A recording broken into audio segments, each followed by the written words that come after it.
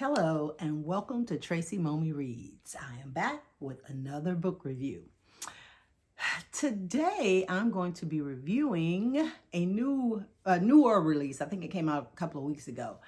Before I Let Go by Kennedy Ryan. Before I Let Go. I have read only one other book by Kennedy Ryan called Real, which I also did a review on the channel. And while I enjoyed that one, I absolutely loved this one. Let's get into it, y'all. Let's get into it.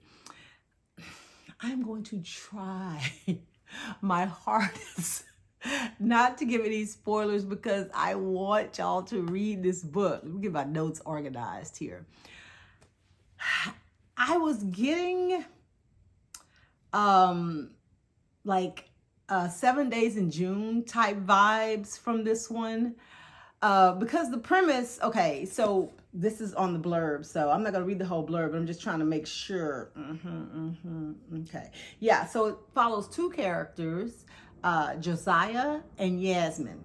And they were like, college sweethearts, and had these grand plans for an amazing life. They knew each other before they, really blossomed into adults and got successful. So they did end up getting married. They had kids, but then they got a divorce. So the bulk of the book, what the story is, mainly about, kind of hence the title, Before I Let Go, they end up, giving themselves a second chance. And it wasn't even something that was, totally conscious. So let me go back. So just like, with 7 Days in June, I feel like there maybe should have been a trigger warning with this one. They allude to it early on in the book, but it's not until maybe you're like midway there that you go, oh, so that's what happened. It's kind of the catalyst for why they ended up breaking up and ultimately getting a divorce. And it was because they lost a child. So I won't give any more beyond that, like how the child died or the circumstances around it. That's what led to their relationship and their marriage fizzling and their family kind of falling apart. So Yasmin and Josiah have built a restaurant empire together, and they are both still very much involved. So it's kind of hard, I would imagine, to like really move on from your past when you share that history. You have children together, which that is going to be a lifetime assignment where you're going to be connected to this person forever. And now they have this business that is a huge part of their lives. So they are constantly together. They are constantly seeing each other. They're constantly aware of each other. It's not like, he lives in another state or he's gotten remarried or she's gotten remarried and, like where you really don't have to have any interaction. Their lives are very much, interwoven. So it's really kind of hard to move on in that respect, especially as we, find out in the book when you still love that person, It's hard to just push those feelings aside, again, when you see them all the time and they seem to be, different. They seem to be healthier. They seem to be glowing and getting even more attractive or, have their mental together. It makes you really gravitate towards them. A theme that ran throughout the story was therapy. And how the whole family ends up going to therapy, and it ends up being one of the best things that they ever did to kind of understand themselves more and maybe some of their triggers and why they react to certain things a certain way so that they can be more mindful of that and kind of understanding. I think that, I've never been to therapy, but I consider myself to be a self-aware person, and from all the reading that I've done, I feel like I have gleaned a little knowledge. I probably could do well, to get some therapy. But I know that one of the things, the biggest thing that an expectation rather of going to therapy is not only learning yourself maybe learning to understand yourself better, learning to love yourself better, and all of that. But the biggest benefit is you learn how to navigate the world around you better, learn how to navigate relationships, learn how to set boundaries, and all that kind of thing. So that ended up being a huge theme in the book, and something that helped the characters to kind of move forward. So speaking of therapy, one of the therapy sessions that Josiah had, he gives us insight via a flashback as to the big fight, because they talk about that as well. The thing that really kind of put the nail in the coffin for their marriage, when they had this fight, and it was brutal. I mean, they said some stuff and did some stuff that was just, it's like, how could you come back from that? We all need to just take a beat, take a break, go to our separate corners. And the way that the author wrote that fight, it was kind of like even as a reader, even though you're rooting for them, once you learned about this fight, you're like, oh yeah, they probably should have took a step back and reevaluated. So I thought that was a great mechanism for her to, especially since Josiah, he was very resistant to therapy. He didn't want to go back when they had lost their child to even try to fix what was going on or understand, why Yasmin was feeling so. He was just totally anti-therapy. But he ended up going because their son went, and he was like trying to make his son feel like, it's okay if guys go to therapy. I'll go to therapy too. And it ended up helping his ass. So anyway.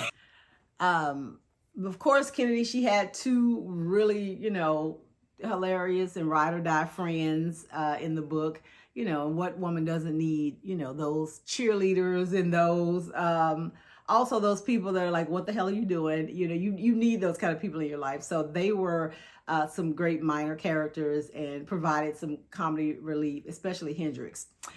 Let's see. Oh, I will tell you, since we did, since Thanksgiving was just last week, there was a scene in here. I hate that a lot of times, and this is in real life too, why do we always feel like we have to be the bigger person, So another maybe minor spoiler, I probably would end up having to put something at the top of this video, minor spoiler, Josiah did end up, the husband in the story, the ex-husband, he ended up like starting a relationship with someone else. And I mean, it was very clear, like as you're reading the book, it was really to just try to get Yasmin off his mind. It didn't work, but Yasmin, because her kids knew the woman and they liked her or whatever, she's trying to, be the bigger person and make it appear that she's moved on and that she's not bothered by it, which she was very much bothered by it. She invites her to Thanksgiving dinner with their family. Like, and even her mom's like, what the hell are you doing? Inviting your ex who you still love and his new woman to have Thanksgiving dinner, and I really expected that it was gonna like be a big clusterfuck, but it actually, was a decent time. And I think that the woman that he was dating, I think it opened her eyes to see him in that element with his kids and his ex, and even the mom. Her mom was like a mom to him because his, parents were dead. So I think it opened her eyes to like, okay, is this really going to work? Am I really going to be able to keep this man? Is he still in love with his ex? So it was eye-opening for her. But, there wasn't any drama or anything like that. It was just a normal Thanksgiving dinner, amongst family or whatever. So the turning point in the story came when, like I said, Josiah and Yasmin, they're like business partners. And so they're looking at expanding their restaurant, to open more in their city and in other, cities, kind of like in the South and Midwest or whatever. So they went on a business trip to scout a new location. It was like a really popular restaurant. I think it was in North Carolina. Charlotte, North Carolina. So they went there to scout, to look at this business that this couple, they were retiring, and it was a, thriving restaurant in a thriving area, kind of up and coming things around it. And the location sounded perfect. So they have like this guy, I don't know if he's like a business manager, attorney, maybe a combo. He told them about it. He's like, oh, y'all should fly down, you know, let's check it out or whatever. So they go, and, you know, not a big deal. You know, we're business partners. So at some point, you know, we got to learn to do this, you know, without bringing the past into it, or without letting, you know, emotions get involved. We got to get that money and keep this business successful. Well, when they get there to check into the hotel, this is like a blind man could have saw this coming. There was only one room. There was only one room. And the reason that the hotel said that they had only booked one room was, you know, they saw the names were the same and they thought they were a couple and yada, yada. And conveniently, there were no more rooms because there was a convention in town. So they had to, you know, share the space. So, you know, they're going to try to make the best of their situation, you know, such a hardship, being in the same room with your totally attractive ex who you still love. Obviously, Josiah does the chivalrous thing and like, I'll take the couch, you take the bed type thing. So that night they meet up with the couple who's selling the restaurant and, you know, just do business or whatever. And things went well. So when they come back to the room, they decide that, oh, you know, let's celebrate or whatever. Wine is always a bad idea in close quarters. That's all I'm going to say. Because, you know, the memories started flowing. The flirtation started flowing. And like magnets, they were drawn together. And a steamy night ensued. And the thing that I thought was crazy is like, which in most, you know, tropes like this, when both people are like kind of feeling the same thing, but they're like, oh, you know, but I know he's moved on. He doesn't want to be with me. Oh, I know she doesn't want me anymore. When they both still want each other, and instead of saying, hey, I want you, or I want you, really, I want you too. I want you, you know, and just like squashing all of that stuff that's non-existent, they have to give the reader all this anxiety and take us on this roller coaster. But it, you know, after their trip and their tryst, now they, you know, they realize, because I think it's been 2.5 years since they got divorced. So now they realize what they're missing, because their chemistry has always been off the charts that way, right? And they're finding it hard to stay away from each other, but they're, you know, in denial, just like the river in Africa. And they think, because they're mature adults, they can carry out a friends with benefits type situation. Come on, you know, so they're trying to keep it from everybody, and they're just like having these covert meetups or whatever, because, you know, another spoiler, because I don't want y'all to think, oh, what about the girlfriend? He broke up with her. So there's that. So now there's nothing keeping them from like really going, you know, full on in this physical relationship.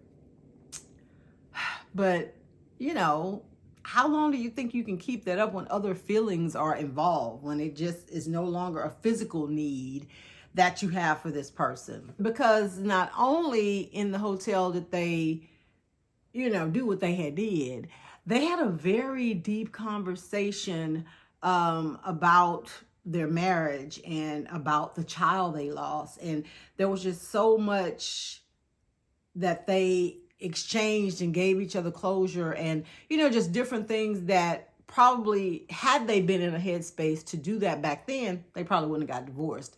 But there was just, you know, just so much emotion and other things tied to the physical act. Like I said, it's not going to be enough. You know, it was good, but it wasn't going to be enough for either of them, which is what they come to realize in the end. One thing I will say that I enjoyed about Before I Let Go, and I know this is blasphemous to say, more than I did about 7 Days in June, was there was no I don't feel like there was, any trauma bonding. I feel like the characters in 7 Days in June, while I adored the story and loved Tia Williams, y'all know I talk about her all the time. I feel like that was, in a lot of respect, I feel like it was some trauma bonding when they were younger. And this was more just, it was like a love story, young love blossoming into older love. And just as we change, how our relationships and the way that we love has to change as well. So I appreciated that more in Before I Let Go. Like, I felt like their relationship was on a much more solid ground, if you will, so that it was able to weather those changes, and they were able to bounce back, because I feel like when both people have the tools they need to communicate and they truly love each other, that shit is powerful, But if you only have one person that's able to really communicate what they need or what they want, and they're more open maybe than the other person to receive it, and I think that happens in most relationships. Like, sometimes you're here, like one person is a little bit more evolved or self-aware than the other person, and then maybe that person kind of surpasses that person. But when you get here, I think that is when the relationship can really flourish and flow. And that's what happened with Yasmin and Josiah. They got to that point, and so, as you know, it was a happily ever after they do decide to rekindle their love. I won't tell you if they got remarried or anything like that. I gotta save something. But yeah, it was really good. Devoured this book it was from one day to the next, but it wasn't like a full 24 hours. Because I think I started reading this like later in the evening, but I was done only because I had to go to sleep like the next mid-morning. You know what I mean? So it wasn't like, I started at 10 o'clock a.m. on a Thursday and finished at 10 o'clock a.m. on a Friday. No, it was just a matter of hours. Had I started it earlier in the day, I probably would have finished it the same day. No doubt. And I started it the day that I got it. When it came in the mail, I was going to wait. Don't know why. But I was like, oh, okay, wait a minute. Let me start from the beginning here. And look, it's funny because it says the beginning. But yeah, really good love story. And, and I know I've talked about this before too. I love the romance and the relationships, but I love the depth also. I don't like books that are just all flowery or even just full of steamy stuff. Like, there has to be stakes. There has to be characters fighting for something to make the victory sweeter, if you will. And that is definitely what happened in Before I Let Go. So if you're a fan of 7 Days in June, no way you're not going to love this book. No way. If you're a fan of, romance, second chances, things like that, this is definitely the book for you. Absolutely loved it. Before I Let Go by Kennedy Ryan. And like I said, it just came out a couple of weeks ago, but it was all over my timeline on Bookstagram. So I know a lot of you have gotten your hands on it. So I'm just wondering, have you finished it? Have you read it? What did you think? Let me know in the comments. Thank you so much, for everyone that has made a comment, who has liked the video, and to everyone who has subscribed to my channel. I know that the social media, it soaks up so much of our time, and for people to, feel like they want to give me 15 or 20 minutes of their day to come and view my ramblings, it humbles me. So thank you so much. And those of you who have not subscribed, what are y'all doing? Subscribe now. Go ahead. Click that subscribe button and that post notification bell. I sincerely appreciate it.